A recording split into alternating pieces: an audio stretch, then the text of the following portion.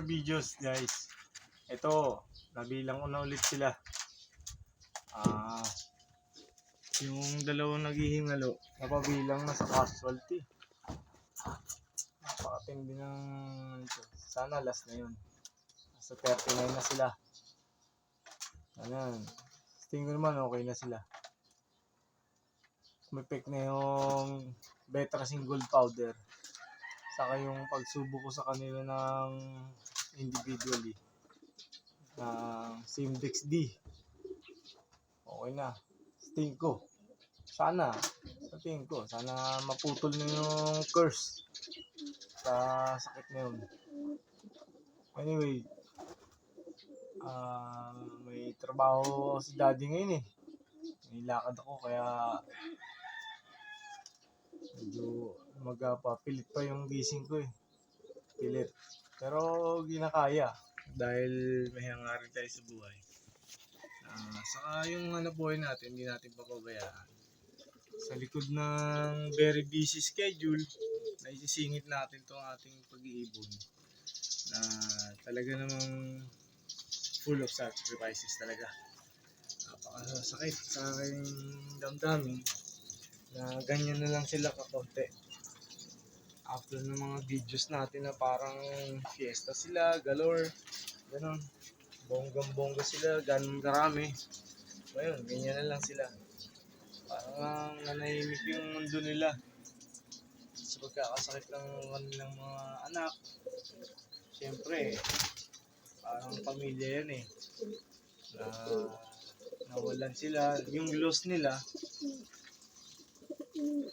bigger than my loss. Siyempre, sila yung mismong nawalan ng anak, nawalan ng asawa, ganun. Anyway, ganyan talaga. The heart of a fancier is really this. Kailangan natin ipakita yung ating pagmamahal sa kanila to the worst na nahirapan na tayo. Minsan naisip natin na mag-quit na as fancier. Pero hindi yung virus na yun ang magpapakwit sa atin. Dahil ang ating pag-iibon, nandyan yan. Nasa puso natin yan. Yan ang ating ang ating look ngayon na napakatahimik na.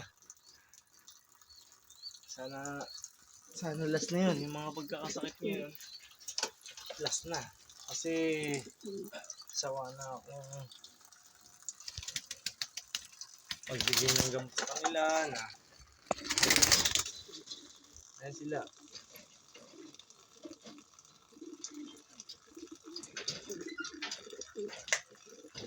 Ang ating ibon na si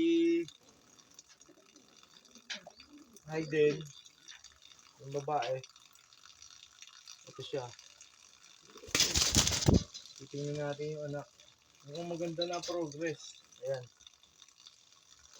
CFL banded silang magkapatid.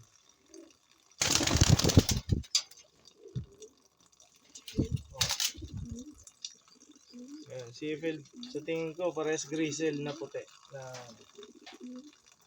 Sana magbago pa kulay. Maganda pang off color yan.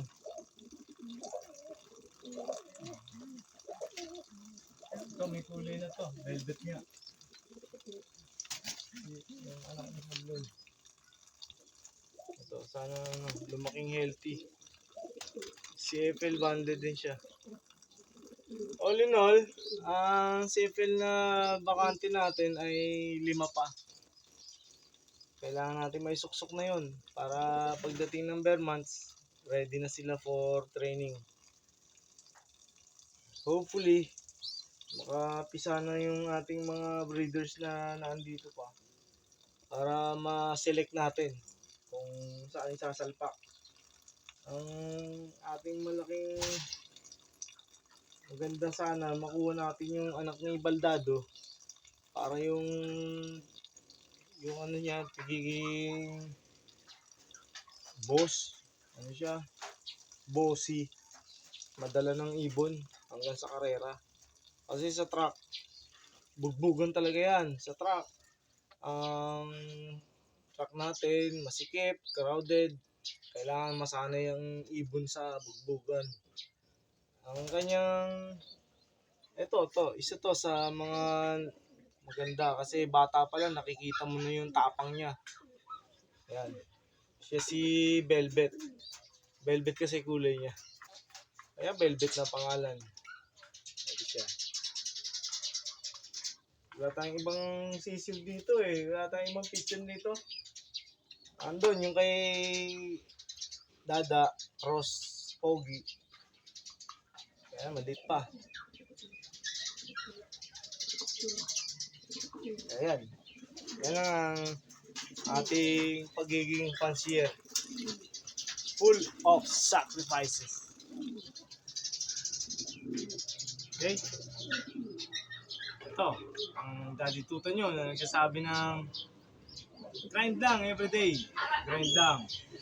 Dahil sa ating pag-struggle na to, sana dumating yung araw na ibigay naman ng ating mga ibon ang kanilang full potential, especially sa araw ng race, ng pooling, ng fun race, especially doon. Gusto natin na makita natin sila na ang kanilang mga anak na makarating at matanggap naman yung deserve nila na regalo para sa amin. Regalo dahil yun na lang magiging in return sa kabutihan natin sa kanila. Okay? Thank you guys. Keep supporting our channel. Tutan Lop. Thank you so much. Ito. Okay. Ito si Magda. Kinukulit ako, kinutok yung paa ko. Gusto daw yung magpa-photo op. O yan. Ito si Magda. Ayan. Ang ating breeder. Ang laki ng katawan niya. Maganda talaga itong ano na to. Ang patoka na to. Ang master. Hindi po tayo nag-commercial. Dahil may pangarap tayo. Mangarap ng mangarap at libre yan. Arigato. Good day sa inyo lahat. Salamat po. At may trabaho po tayo. Ako tayo may trabaho. Grind lang everyday talaga. Continue the flow. Towards our dream. Yes. Yes, it is. We are here to make the anything na pwede na pang magagawa para sa ating pag-iipon. Thank you guys. CFL family, CHPA, thank you guys. Arigato.